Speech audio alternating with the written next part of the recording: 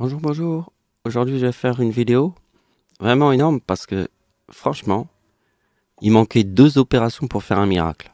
Un vrai miracle. Et ces opérations se trouvent à la fin, là, vous voyez, de cette vidéo. Là où je commence à en parler. Donc, la vidéo s'appelle Tous les signes me sont apparus pendant la tempête Bella en 2020.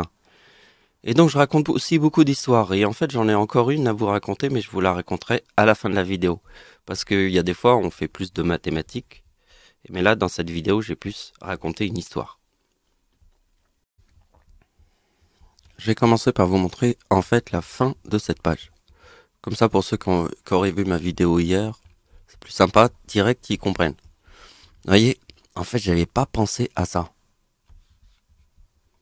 C'est qu'en fait, la théorie du plus 1, c'était en fait, on avait fait sur plusieurs dates, mais regardez bien qu'en 2020, je forme le mot 39, qui est dans le mot Dieu. Et là, bon, le dragon, c'est parce que c'est... Bon, ça c'est un autre calcul, mais il faut voir l'autre vidéo. Pardon, je me suis trompé, c'est 59. Donc, vous voyez, ici on a le 79. Et ça c'est très important. Parce que le 79, c'est vraiment la théorie du plus 1. La date du tsunami de 2004 et le 2042. Et la date de la tempête en France du siècle. Hein. On parle pas de la tempête qu'on a eue en ce moment. La tempête Bella, c'est rien du tout devant la tempête de 1999. Vous voyez, il y a 2037 et 2042. Et c'est le 4079 qui est en fait le 2039 et le 2040. Et là, on a le 4079. Alors là, j'ai écrit ma découverte à la taille de la bombe nucléaire réunie par les humains. Vous allez vous envoler quand vous allez voir ça. Ben vraiment, vous allez vous envoler comme le souffle de la bombe atomique. Parce que déjà, ce que je vous ai montré, qui était la fin, maintenant, regardez bien. On réunit tous les trucs. Je vous ai dit au début de la vidéo qu'il manquait 2 opérations. Et les 2 opérations, c'est ça. C'est 1 et 2. Les deux là. Qui forment le 4079. Et là, on va dire 4. Hein. Les 4 opérations. Pardon, c'était plutôt 4. Donc j'ai rajouté 4 opérations. Donc on fera du début jusqu'à la fin de la vidéo que des théories du plus 1. Donc on commence par la première. On commence par 2020. Puisqu'il y a eu la tempête Bella qui nous rappelle la tempête en France de 1999. Puisque le 26 décembre, c'était la tempête en France de 1999. On a le 58, et là, on a le chiffre que j'appelle le dragon. Il faut voir d'autres théories pour comprendre pourquoi je l'ai appelé le dragon.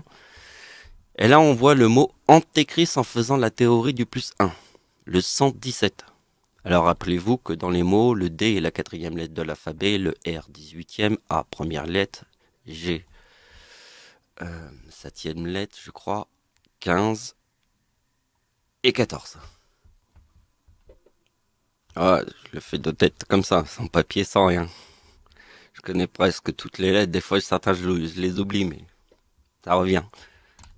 Donc, maintenant, je vous montre la suite. Alors maintenant, on va faire la date de l'éclipse en France et la tempête en France du siècle. On appelle la tempête en France du siècle. Hein. Ça, c'est la date de naissance de mon arrière-grand-mère qui est née le 26 décembre. Donc c'est la tempête en France, le séisme en Iran et le tsunami de 2004. Mais le séisme en Iran, il est difficile de calculer parce qu'on est dans la théorie du plus 1. Donc on fait juste plus 1. Voilà, on fait pas 3. Et donc ici, on a ma date de naissance, 1975, qui est l'éclipse en France. L'éclipse en France, 1975. Après ça, je l'explique dans tous les tableaux. Donc de toute manière, si vous regardez la vidéo d'hier, je vous l'explique mieux. Donc ça sert à rien de refaire le truc. On va avancer. Regardez bien que là, ici, on a 2019 et 2018. Donc là, c'est la date de l'éclipse en France. De 1999, celle que je viens de vous montrer il y a 30 secondes. Et on a fait encore la théorie du plus 1. Et c'est quoi le chiffre 37? C'est la date de la tempête en France. De 1999, regardez bien. Le 37, il est là. Le 26 décembre. Et la tempête en France de 1999. Et là, vous voyez que le 37, il apparaît ici. Avec la date de l'éclipse en France et le 2019. Qui forment la date de la tempête en France de 1999. C'est pas un truc de malade. Et après, je vous ai montré la suite. Et la suite, c'est ce que je viens de découvrir aujourd'hui. J'ai fait la suite, comme ça, avec en 2020, puisque je forme le chiffre 39, il est dans le mot Dieu. Hein, Dieu, c'est important. Et donc, j'ai vu le 79, j'ai tout de suite compris. C'est la date de la tempête en France qui forme le 37, plus la date du tsunami de 2004 qui forme le 2042. Parce que la date de l'éclipse en France, c'est quoi le lien entre moi et mon arrière-grand-mère? Ça, c'est l'arrière-grand-mère de Dieu. Elle est née en 1892, sur la date de la tempête en France. Et vous voyez, ça c'est mon arrière-grand-mère. Et ma grand-mère, c'est l'éclipse en France. Ma grand-mère, c'est l'éclipse en France. Mon arrière-grand-mère, c'est la tempête en France. Et voilà. Donc je viens vous faire le message final de la vidéo. En fait, c'était pour vous dire que hier j'ai fait une vidéo et je vous ai raconté plusieurs histoires. Un petit peu différemment. C'était sur la tempête Bella. La tempête qui est arrivée après le 26 décembre. Mais qui avait bien commencé sur le 26. Mais ceci nous rappelle la malédiction qui m'est arrivée en 1999. J'ai pas pu partir en vacances. Le train est pas parti. Donc je suis resté bloqué. Et mes vacances ont été annulées. Bon, là c'était un parapluie en 2020 qui s'est arraché avec le vent et plein de petits trucs. Mais l'histoire, maintenant, j'ai une autre idée pour compléter ce que j'avais raconté hier. Alors je vais essayer de raconter vite. Il m'est arrivé 2 histoires avec l'argent que je trouve par terre. Mais en fait, je trouve un billet par terre, c'est toujours accompagné d'une malédiction. Juste après. Et c'est ça l'histoire. C'est incroyable parce que je vous dis, la malédiction existe. Je trouve un billet par terre de 50 €. Je vais pour voir un pote au cinéma. Je vais chercher le métro. Et le métro était fermé. Donc du coup, comme j'étais en retard, j'ai pris un taxi. Donc j'ai déjà commencé à dépenser mon billet de 50 € que j'avais trouvé par terre. J'arrive dans une file d'attente de ouf. Je fais la queue comme tout le monde. Et devant la salle de cinéma, j'étais l'avant-dernière personne. Et la personne me dit, non, vous pouvez plus rentrer. Quoi? Je viens de trouver un billet. Non, je lui ai pas dit ça. Dans la tête. Tu vois? Et après, on prend un taxi pour essayer de voir le même film dans une autre scène. Et en fait, j'ai dépensé tout le billet. Comme ça.